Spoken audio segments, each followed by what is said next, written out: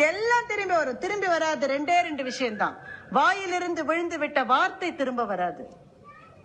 வாயிலிருந்து விழுந்து விட்ட வார்த்தை திரும்ப வராது. நான் கல்லூரியில படிக்கிற போது எங்க அம்மாட்ட ரொம்ப அலட்சியமா நடந்துப்பேன்.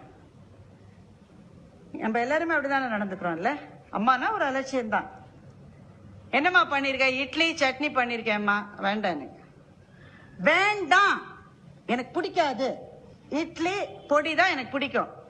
உன்னை யார் சட்னி பண்ண சொன்னது? எனக்கு வேணாம். நம்ம எல்லாரும் பேசுறோம்ல, அம்மாட்ட இப்படிதான் பேசுவோம்.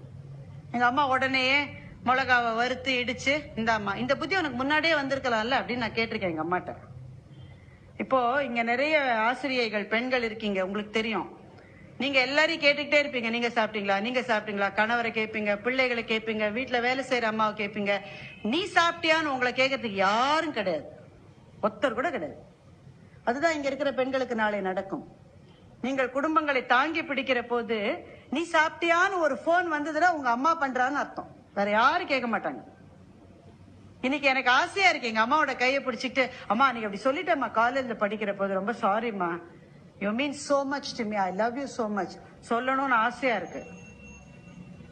முடியாது இனிமே. எங்க அம்மா இல்ல. நான் எனக்கு கடவுள் கொடுத்திருக்கிற பணம், பதவி, புகழ், செல்வாக்கு எல்லாத்தையும் கொடுக்க தயாரா இருக்கேன். ஒரு 5 நிமிஷம் எங்க அம்மாவை திருப்பி கொடுத்தா எனக்கு போறோம். எல்லாத்தையும் கொடுக்கறேன். எங்க அம்மா வேணும் திரும்ப. ஒரே ஒரு தடவை நன்றி சொல்லணும். முடியாது. இப்ப உங்க எல்லாரும் நீங்க எல்லாம் கொடுத்து வச்சவங்க, இப்போ அதிர்ஷ்டசாலிகள். பக்கத்திலேயே அப்பா அம்மா இருக்காங்க. கையை கெட்டியமா பிடிச்சுக்குங்க. முடிஞ்ச மட்டும் எப்பெல்லாம் முடியுமோ அப்பெல்லாம் தேங்க்யூன்னு சொல்லுங்க அம்மாட்ட. சி லூஸ் மாதிரி பேசாதானே தான் அம்மா சொல்லும். அப்படிதான் அதுக்கு பேச வரும். இருந்தாலும் அம்மாட்ட சொல்லுங்க, கட்டி பிடிச்சுக்குங்க. அப்பாவோட பேசுறதுக்கு, அதுவும் ஆண்களுக்கு ரொம்ப தயக்கம். வீட்டுல இருக்கிற ஒரே வில்லன் யாருன்னா அப்பா தான். ஒரே வில்லன் அந்த ஆள் தான்.